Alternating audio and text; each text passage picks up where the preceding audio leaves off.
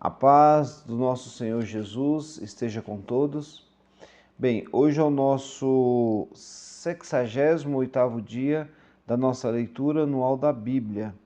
E eu gostaria de fazer um comentário hoje sobre 4 capítulos, capítulo 14, 15, 16 e 17 de Josué. Vamos ver se a gente consegue em 10 minutos, né?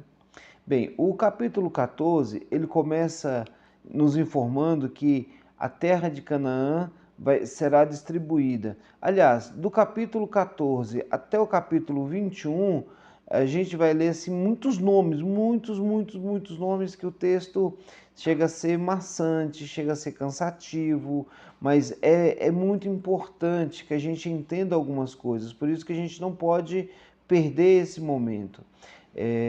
No livro de Êxodo, quando foi feito o tabernáculo, aconteceu uma coisa muito interessante. O próprio Deus, ele vai determinar, assim, de uma forma muito sistemática, todos os detalhes do tabernáculo.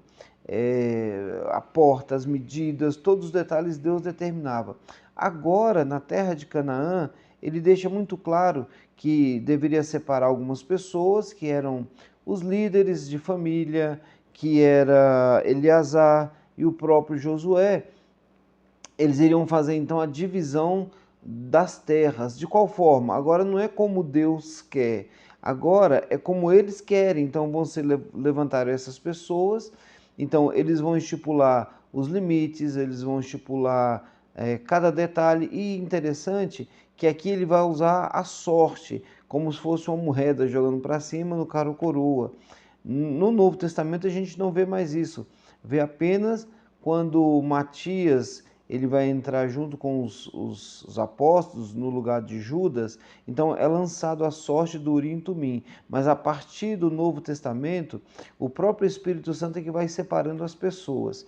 Então ele já começa dizendo isso, que os levitas vão ficar sem terra, e Caleb, com 86 anos, ele começa então a relembrar o trato que ele fez com Moisés. Ele chega para Josué e fala assim: olha, quando a gente foi espiar a terra, você lembra, Josué? Nós fomos espiar a terra e Moisés me prometeu algumas coisas, algumas terras, e hoje eu estou com 86 anos e estou com o mesmo vigor, com a mesma vontade de conquistar do que quando eu tinha meus 40 anos de idade. Então isso é bem interessante.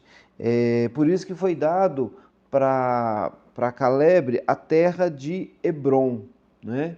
Hebron foi passado para Caleb. No capítulo 15, a gente vê que Caleb, ele vai... É interessante isso, gente, presta atenção. Caleb, ele é um guerreiro, ele vai lá e conquista Hebron. E aí, ele tem uma filha chamada Axa, e aí ele chega ele lança lá o seguinte desafio: quem conquistar a terra de Kiriat Zefé, ou Zafé, de acordo com a tradução, eu dou a minha filha em casamento para essa pessoa. E o primo dela, chamado Otoniel, vai lá e conquista a terra. Então Axa se casa com Otoniel. Só que Axa chega para Caleb, seu pai, e vai pedir algumas terras que existe ali, fontes de água, né? Porque eles receberam terra seca. E aí Axa vai lá e pede para o pai: pai, me arruma algumas terras que tenha fontes de água. E assim surge o casamento de Axa com Otoniel. Agora, qual é o grande detalhe aqui? Guerreiros. O homem precisa ser guerreiro, o homem não pode ser mole, o homem não pode ter aquela dependência de que ele depende ou do governo, ou de outra pessoa, ou depende de qualquer coisa que seja. O homem, ele tem que conquistar. O homem tem que ser de conquista, ele não pode ser um homem fraco no sentido de conquista, né? Juntamente com a sua família, ele precisa conquistar, mas ele precisa estar à frente. A gente vê isso muito claro aqui. E interessante também que nem Judá, nem a tribo de Judá, nem as outras tribos conseguiram expulsar os jebuseus Aliás, a tribo de Judá não conseguiu expulsar os jebuseus e as outras tribos não conseguiram expulsar os cananeus, que eram os moradores daquela região, não é? E esse Judá aqui é o que vai gerar o reino, mais para frente a gente vai ver isso, que é o reino do sul, não é? É interessante isso aqui. A gente vai ver agora no capítulo 16 que as terras da tribo de Efraim, Efraim é uma das principais cidades de Israel que foi para o reino do norte, quando o reino foi dividido. Mas isso a gente vai ver mais à frente. Então, as terras foram dadas a Efraim, Efraim não conseguiu expulsar os cananeus. Agora tem uma coisa muito interessante aqui, gente, que precisa ficar muito claro. Lembra de que Simeão e Levi, eles cometeram um grande pecado quando a sua irmã foi violentada? Isso está lá em Gênesis, Gênesis capítulo 19, não, Gênesis 49, é isso mesmo. Que quando Jacó vai lançar a bênção sobre os filhos, Jacó lança uma maldição sobre Levi e sobre Simeão, porque esses dois armaram contra os soldados e mataram um monte de gente lá, né? E aí foi lançado para eles uma maldição. E nessa maldição vai se cumprir agora, muitos anos depois, vai se cumprir agora, porque Simeão ele vai estar junto com as duas tribos que são os filhos de José, Efraim e Manassés. Ele ganha o direito de permanecer junto com essas tribos. Ele não tem uma região apenas deles, né?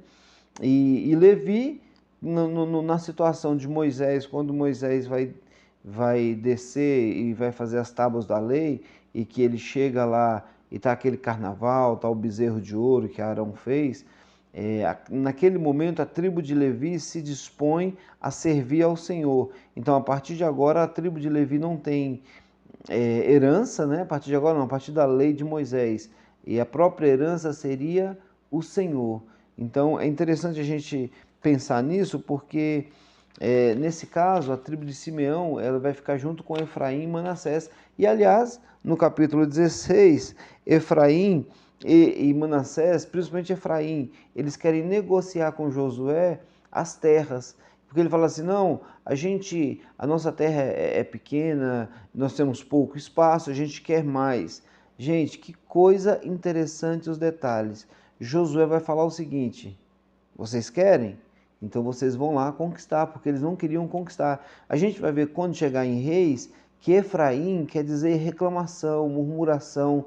Essa tribo de Efraim é a tribo que mais reclamava de tudo, que tinha os rebeldes. Efraim é uma tribo complicadíssima. E aí Efraim vai ser conhecido como a tribo de murmuradores, de reclamadores. Por isso que Josué fala assim, beleza, vocês querem uma terra maior? Então eu vou dar a terra para vocês, que é uma montanha, são montes com floresta. Agora só tem um detalhe, vocês vão lá conquistar. Ninguém vai conquistar para você. O exército está à disposição, mas vocês é que tem que conquistar. Então é por isso que eu acho legal. E para a gente fechar, como eu falei, toda a região de Canaã ela foi dividida por Josué, Eleazar e os líderes de família. E Deus determinou que fosse feito assim. E aí, gente, quando é determinado por esses líderes, cada tribo, cada situação, a gente percebe que foi feita a divisão e agora quem vai ficar com cada parte? Aí sim foi lançado a sorte. Não sei se cara ou coroa, se urim ou tumim, mas foi lançado a sorte. Agora a gente não precisa mais lançar sorte para ministérios, nem para nada. O que a gente precisa é ouvir a voz do Espírito Santo. Lembra do apóstolo Paulo? Quem separou Paulo e Barnabé para o ministério foi o Espírito Santo. Ou seja, agora a gente não precisa mais lançar nenhum tipo de sorte. Tá joia? Então, que você tenha uma excelente leitura e como é bom ler a Bíblia, né? Deus abençoe e até a próxima.